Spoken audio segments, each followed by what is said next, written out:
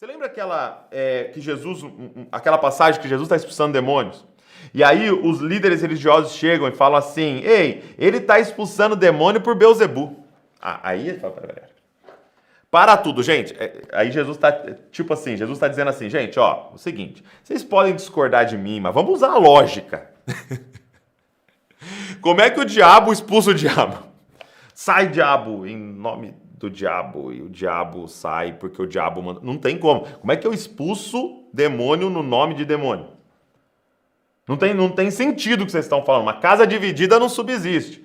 Aí, presta atenção no enredo. Ele está expulsando Satanás, correto? E aí ele fala assim: mas se eu expulso Satanás no nome de Deus, então é chegado o reino de Deus. E aí ele conta uma parábola. Vamos entender a parábola. Ele fala assim, ó: havia uma casa de um homem, ok? E esse homem tinha muitos pertences ali, coisas que eram dele. Era um homem valente. Mas de repente, alguém que é mais valente do que ele invadiu a casa dele, amarrou ele, ou seja, limitou seu poder e agora pegou para ele aquilo que estava em posse desse homem valente. Aí eu te pergunto, do que ele está falando? Presta atenção. Ele estava expulsando o demônio, expulsando Satanás ali, o inferno, e ele está dizendo: se eu estou fazendo isso no nome de Deus, então é chegado o reino de Deus. E aí eu te pergunto, o que significa essa parábola? Casa, gente, é essa era, é esse tempo aqui. O dono da casa, quem é que está governando essa era? Porque o homem entregou para ele, Satanás. Satanás está governando essa era, é por isso que vai de mal a pior. Por quê? Porque é ele e as trevas que governam essa era, porque Adão, a humanidade, entregou para ele. É um homem valente. E agora ele tem muitos cativos, muitos que são dele. E ele diz o seguinte: mas de repente, alguém mais valente do que ele invadiu a casa dele. Alguém mais valente do que ele invadiu a casa dele e agora começou a tomar de volta para ele os pertences. Aqueles que estavam nas mãos de Satanás agora estão passando para o lado desse que é mais valente. É o que ele está dizendo, cara. Eu invadi essa era. Eu entrei nessa era. Um rei da era por vir já está entre nós e pode ser experimentado hoje. Então arrependam-se e já se submete a esse rei. Um dia toda língua confessará. Eu quero confessar já hoje. Um dia todo joelho se dobrará. Eu já quero dobrar meu joelho hoje. Um dia toda tribo vai dizer: ei, eu já sou aqui do Brasil e o brasileiro já está representado aqui hoje, porque o rei da era por vir já se revelou a nós. É o reino de Deus. Gente, presta atenção nisso. Em toda a Bíblia, de Gênesis a Apocalipse, nós temos essa proclamação do reino de Deus. O reino de Deus. Então, o que é o reino de Deus? Presta atenção nisso. Então, é esse tempo, ok? Esse tempo. E aí, quando você olha lá para Gênesis, o que você vai ter? Deus criando o mundo, matéria, ok? Deus criando todas as coisas, criando árvore, criando terra, criando água, criando sol, criando os animais. Então agora, esse Deus que estava nas regiões celestiais, que foi criada por ele também cria algo material, assim, físico aqui da terra. Beleza? E aí, Gênesis capítulo 2, ele cria um jardim, ele planta um jardim, tá? Então nesse jardim nós temos duas coisas acontecendo. Nós temos o celestial, ok? Deus, e agora o material, a criação, a terra, habitando num lugar. E ele cria no sexto dia o homem. E o homem é esse ser que é matéria, que come, que vai no banheiro, que toca, que senta, que levanta, que rela na árvore, mas espiritual, que comunica, fala e tem relacionamento com Deus. Então o homem é essa intersecção dessas duas coisas. Ele tem contato com a matéria e ele tem contato com Deus. Então o que era o Éden? Essa expressão do reino de Deus. Porque quem governava o Éden? Deus. através do homem. Então era o reinado de Deus. Então ali, presta atenção, é como se fossem duas realidades juntas ali. Terra e céu, juntos. Mas aí entra Gênesis capítulo número 3. Triste Gênesis capítulo número 3. E o homem, ele dá um grito de independência. Eu não quero ser governado pelo céu. Eu não quero o reino dos céus. Nós vamos fazer o reino da terra. Eu não quero o reino de Deus. Eu vou fazer o reino do Adão. Por quê? Agora eu vou ser o conhecedor do bem e do mal. Eu vou determinar se eu vou para a direita, para a esquerda, o que eu vou fazer. Ei, come, a serpente disse. E você vai ter os seus olhos abertos, você vai governar. E de repente a terra dá um grito de dependência. E agora eu tenho essa separação. Terra e céu. Agora não é mais o reino dos céus, é o reino da terra. E o homem começa a governar e agora contaminado pelo pecado. E aí é o caos que você está vendo.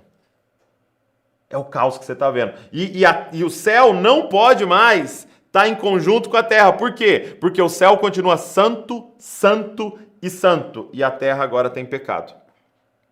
O céu continua santo, santo, santo e a terra tem pecado. Se ele vier para esse lugar, ele vai matar todos, vai destruir tudo, porque a sua santidade consumiria tudo. E então, no meio desse caos, o amor e bondade de Deus, o desejo eterno de Deus de habitar entre nós, faz ele fazer um movimento. Ele dá então em Êxodo, Levíticos, Números, as leis, e ele diz o seguinte para Moisés: Moisés, eu quero o reino de Deus, eu quero habitar entre vocês. Então monta um tabernáculo. Faz um tabernáculo no meio do povo, que vai ser o que o tabernáculo? Uma expressão do Éden. Vai ser um local ali onde céus e terra estão juntos. Um local que é físico, matéria, mas que Deus vai manifestar ali. Tá? Deus vai falar com o homem ali. O homem vai ter contato com Deus ali naquele lugar. Faz um lugar. Eu quero habitar no meio do povo. Eu vou habitar no meio do povo. E aí Moisés monta esse tabernáculo. Agora, uma pergunta que é importante. Como é que faz? Porque o homem que entrasse ali no tabernáculo, esse lugar, céu na terra, ele é pecador. Por que ele não era completamente consumido e morto? Porque Deus falou uma outra coisa para Moisés. Moisés, antes desse homem entrar, pega um cordeiro perfeito, sem nenhum defeito. E aí esse homem vai colocar a mão na testa desse cordeiro.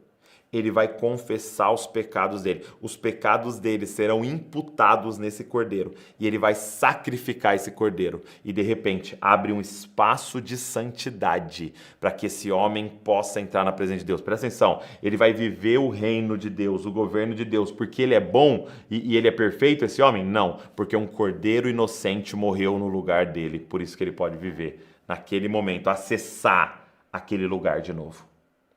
E é isso que acontece. E é isso que acontece no período dos reis. Quando você tem lá o templo, é a mesma coisa. O templo é o Éden ali, é o reino de Deus, é esse lugar, é o governo de Deus, mas só pode ser acessado por causa do sacrifício de algo inocente que morreu. Só que esse sacrifício abria um espaço de santidade.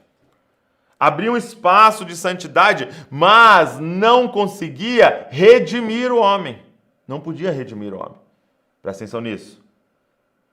Depois que o templo é destruído, os profetas ficam ali falando do quê? Reconstrua o templo. Ou seja, nós queremos o reino de Deus de volta. Nós queremos o reino de Deus de volta. Gente, cada homem das Escrituras, cada homem aqui do Antigo Testamento e mulher, eles estavam trabalhando incansavelmente, dizendo: nós queremos o reino de Deus. Nós queremos o governo de Deus. Nós queremos o reinado de Deus. Cada um deles entregou sua vida, pegava o bastão de trás para quê? Para correr no anúncio do reino de Deus e clamando pela vinda do reino de Deus, até que nós temos, gente, João, capítulo número 1, verso número 14. E o verbo se fez carne e habitou entre nós. E é muito louco porque essa palavra habitou, você sabe como é que é a palavra habitou no original? É skinó. Skinó no original grego. Sabe o que significa skinó? Significa armou um tabernáculo. A palavra no português seria tabernaculou. O que João estava dizendo? E o verbo se fez carne. E ele era, lembra o tabernáculo de Moisés? Era ele. Ele era um tabernáculo ambulante. Ele era o encontro do céu e a terra. Agora o céu e a terra não encontravam numa tenda, o céu e a terra não encontravam em um templo, o céu e a terra agora se encontravam em um homem chamado Jesus Cristo. Gente, você já imaginou o que era estar perto de Jesus? Você imaginou o que era estar perto de Jesus? Céu na terra. 100% homem, 100% Deus. É por isso que ele chegava nos lugares e falava: eu vim anunciar uma coisa para vocês. O reino de Deus está entre vocês. Porque ele era a expressão do governo perfeito. Ele era governado pelo Pai. Eu só faço o que o Pai manda. Ele estava vivendo o reinado de Deus. É por isso que ele curava, é por isso que ele libertava. Ele estava chegando dizendo o seguinte: para mostrar para vocês que o reino de Deus está entre vocês, veja, e o cego vinha. Porque no meu reino não tem cego. Fale, e o mudo falava. Por quê? Porque no meu reino não tem cego. E aí ele dizia o seguinte: seja liberto, porque no meu reino nenhum demônio vai governar. E aí ele ia anunciando o reino de Deus por toda parte. Você já imaginou o que era estar perto de Jesus? Gente, quando você assiste o The Chosen, quando você lê os evangelhos, não te bate assim uma invejinha assim? Não bate, não sei, uma invejinha? Tipo assim, cara, eu queria estar ali, cara. Eu queria ter ouvido ele pregando o sermão da montanha. Eu queria ver ele curando. Eu queria ver andando sobre as águas, multiplicando os pães. Não te bate às vezes uma invejinha assim, de tipo, cara, eu queria estar ali.